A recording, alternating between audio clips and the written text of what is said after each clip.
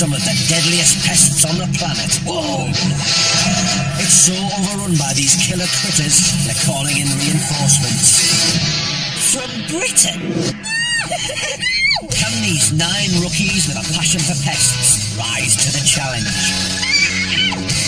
16,000 kilometres from home, in one of the most inhospitable places on Earth. Oh my God, right, that's enough. But that's hard work. It's up to these whinging poms to prove to the real-life crocodile Dundees Whoa! that they're tough enough to handle. I just got a bad feeling about this. The deadliest pests down under.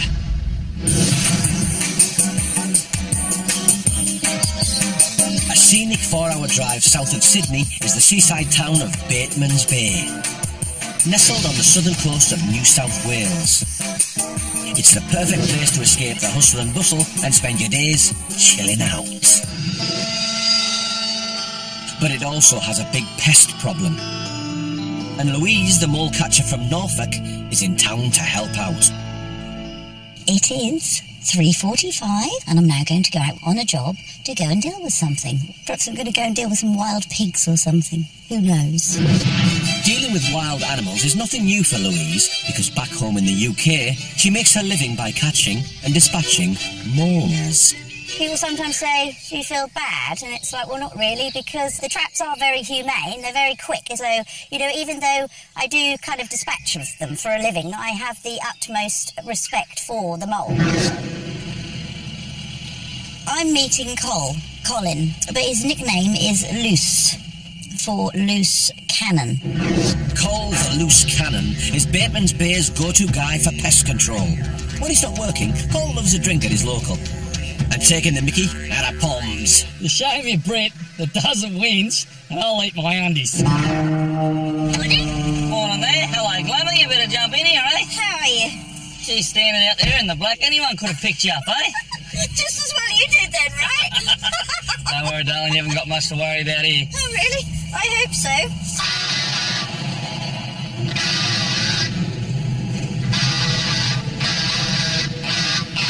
The Loose Cannon is taking Louise to a farming area about 20 kilometres inland. But before they get started, Louise has to meet her co-workers for the day. Is that a dog? Multiple dogs, in fact. They are the main hunters for the upcoming job, and all owned and trained by Cole's mate, Matt. What are we doing then? Well, today we're going to go and catch a pig with these dogs. Why? This is what Aussies do. What, to eat them? Oh, the dogs eat them. We can eat them if you want to try one. Right. They dig the property up and they cause a lot of damage. Wreck all the fences for the cattle to get out. And Really? Feral pigs also kill young livestock, costing Aussie farmers more than £50 million per year. And with over 24 million feral pigs in Australia, that's more pigs than humans. The numbers need to be reduced. I'm going there with trepidation, because I'm not really thinking that I can be killing a pig. Louise may not be ready, but the dogs have picked up the scent. Matt makes sure they're ready for action. get up there, Betty. And they'll start barking, and when Yeah. they start barking, that means that they're onto the pig. You can see the dogs suddenly become to get really animated, and they're sniffing, and they start to get all twitchy. So here we go, the dogs just jumped off. They're screaming. There's the pigs over there. See the pigs going over on the paddock, going over the top of the hill. So get out of the car. So the pigs run across the paddock.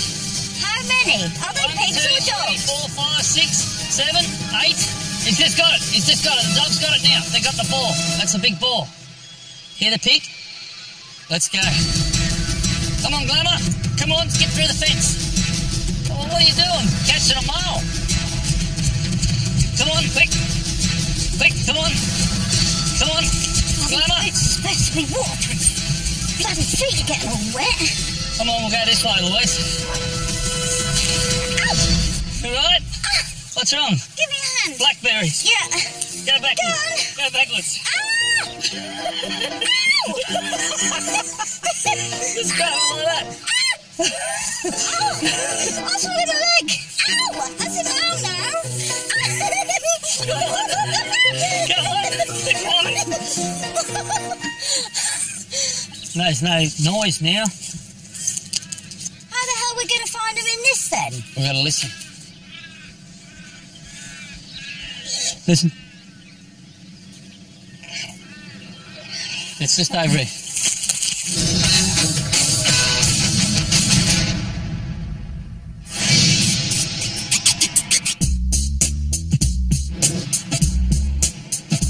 Mooloolaba on the Queensland Sunshine Coast attracts people from all over the world. It looks like paradise, but down under, something deadly is never far away.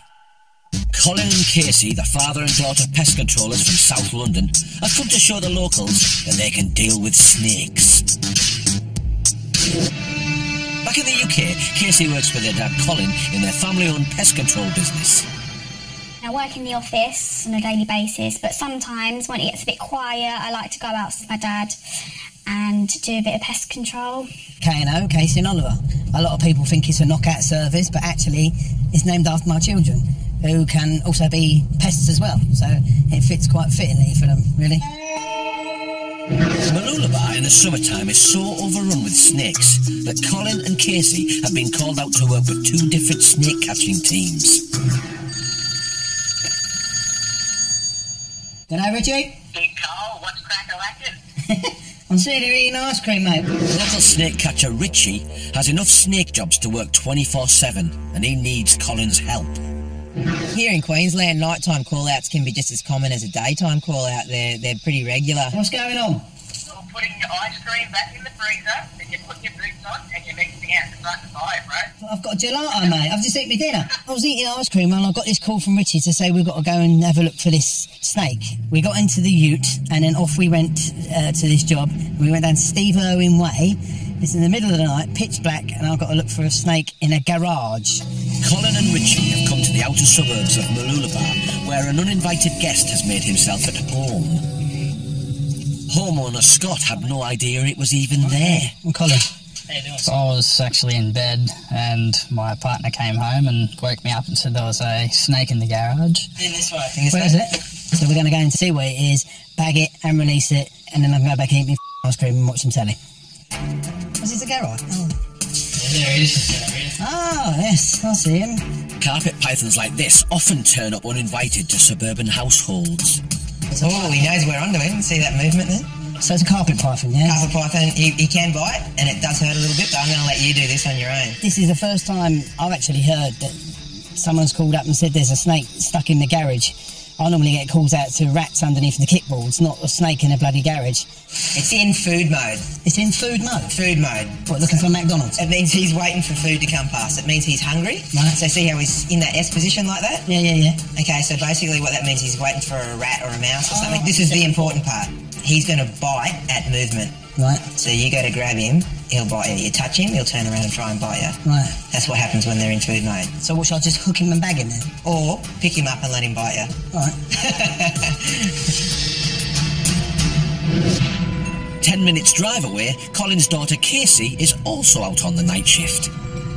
When I got the call from Max, I was just about to tuck into my nice steak, and then 5 minutes later, we're on the road. Casey's given up her dinner to work with local wildlife warrior Max Jackson. When he's not flat out wrangling snakes, Max teaches others how to handle the world's deadliest.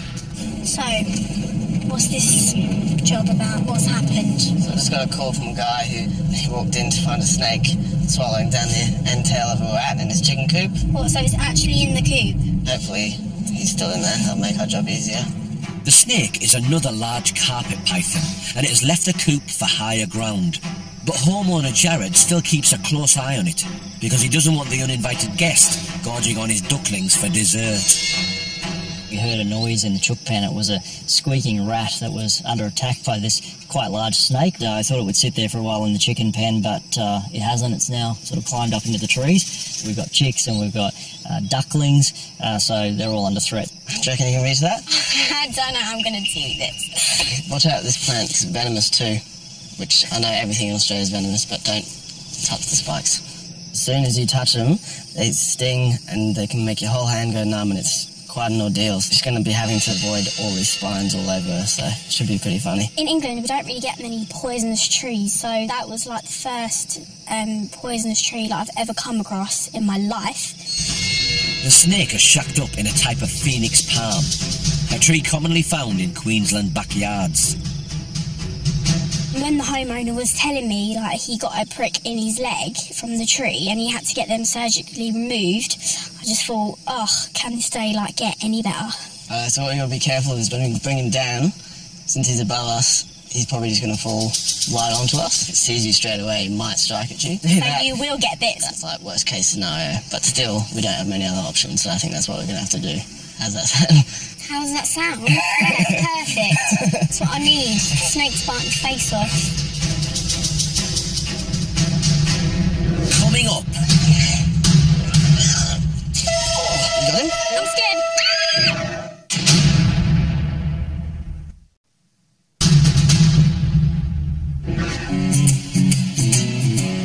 Colin and Casey, the father-daughter pest controllers from South London, are out snake catching in the Sunshine Coast town of Mooloolaba. Colin got the first call out and he's trying not to upset a hungry carpet python.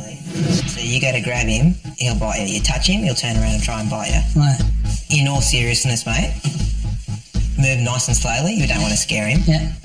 An angry carpet python can viciously strike out and their bite will leave a nasty wound.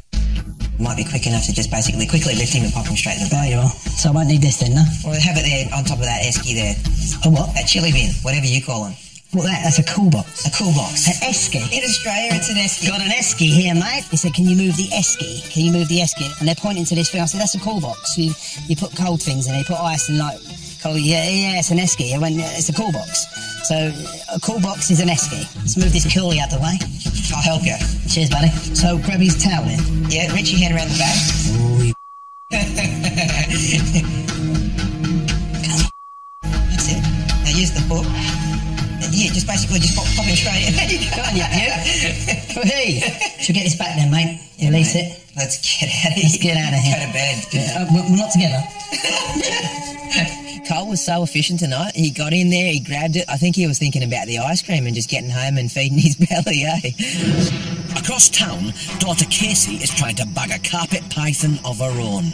But it's not going to be easy, as it's perched in a highly poisonous tree.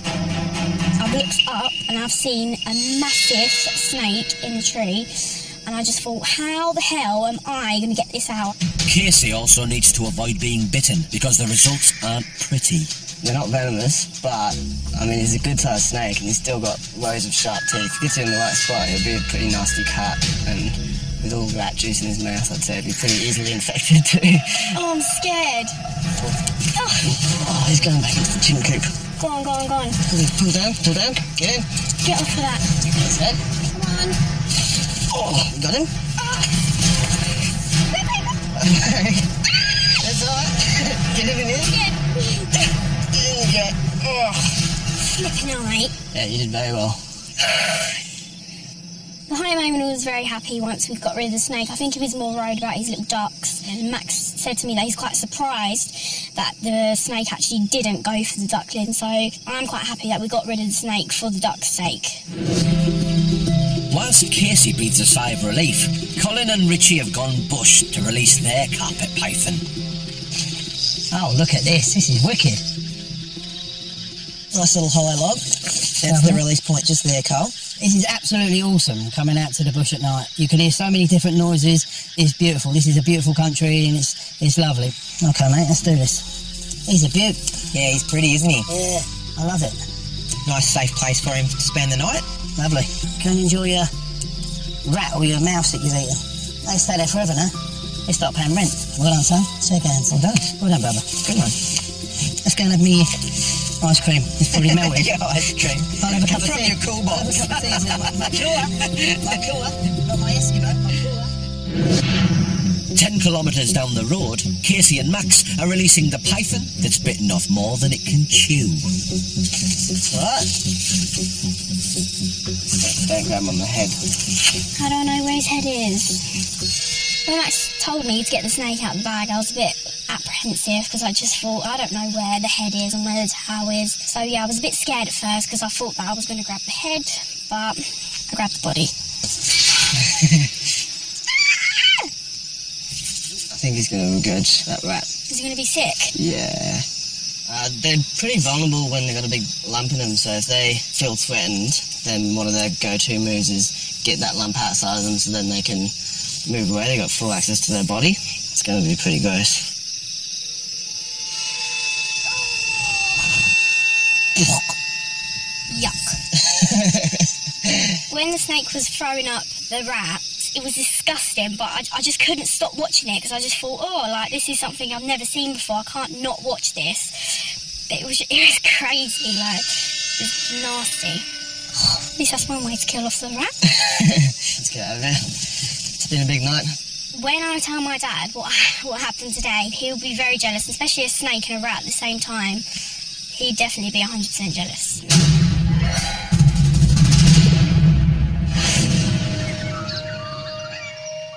It's early morning at this picturesque farm near Bateman's Bay on the New South Wales coast, where molecatcher Louise from Norfolk is on a wild pig hunt with local pest controller Col and his mate Matt.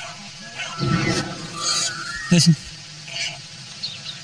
It's just over here. Right up the hill here. I'm bloody unfit, because obviously I'm huffing and puffing like Billio. So, need to work on the old cardio. Up here. You can hear it. Pig's going down the wombat hole. A wombat hole? Yep. When hunted, small feral pigs hide in wombat holes that can be up to 10 metres long, making it very hard to poke the porker out. Are those dogs going to go down there? No, I'm not letting them go down there. They'll get bloody stuck in there. So what are we going to do then? Paper, scissors, rock. Yeah, right. Ready? Oh, go on then. Ready? Go on. I got you. No! Ready? Hey? I'm not going in there. Don't be so ridiculous. I can't believe it. You reckon you go hunting miles? Get in there. Get in there.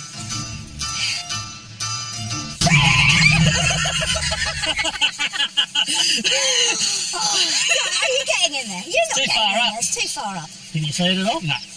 You've got no chance of getting this now, have you? I'm not going to dig it out. So what's the next bit then? Go and see if we can find another one. All right, yeah. Go on then. Let's go. So it's Team Pigs 1, Team Louise 0. But according to Col, there are up to 1,000 feral pigs roaming this local area, so it shouldn't take long before they find another one. These dogs are going to go. There we go. Told ya. Let them off. There they are. It's right in the middle of them myrtles. What does it sound? Dunno. Can you see, Louise? I didn't want to get really close to see it because I did feel quite emotional actually, and I did have a sort of bit of a lump in my throat. That makes sure the animal is dispatched quickly and humanely with a knife. I've never seen an animal slaughtered or killed like that. I could see that the pig was killed very quickly, and it didn't suffer. 1, 2, 3. I've never ever experienced anything quite like this. You know, it is a massive overload of your senses. It's visual, it's oral. You know, it's hitting you from every single angle, and it's completely full on. After a difficult morning, Col wants to show Louise that in Australia, getting up for work before dawn can have great perks come knock-off time.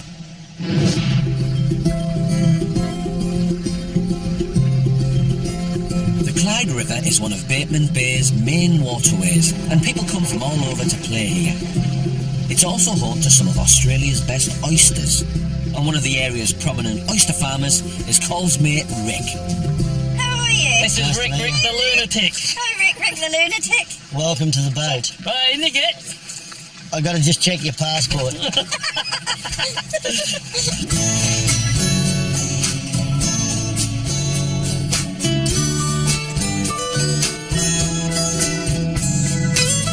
Rick and Col are taking Louise to taste test the latest batch of fresh oysters, and it seems she's the right person for the job. I love oysters. I'd eat them every day if I could, and I'm now actually going to get some fresh out of this area. That's a Sydney rock. Wow. In the back. Yeah.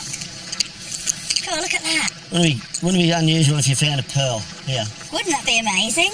Would I employ Louise the glamour? No. I can't afford the oysters, and I can't afford the champagne. Lift it up and run that nice across the top. All right, flip the lid.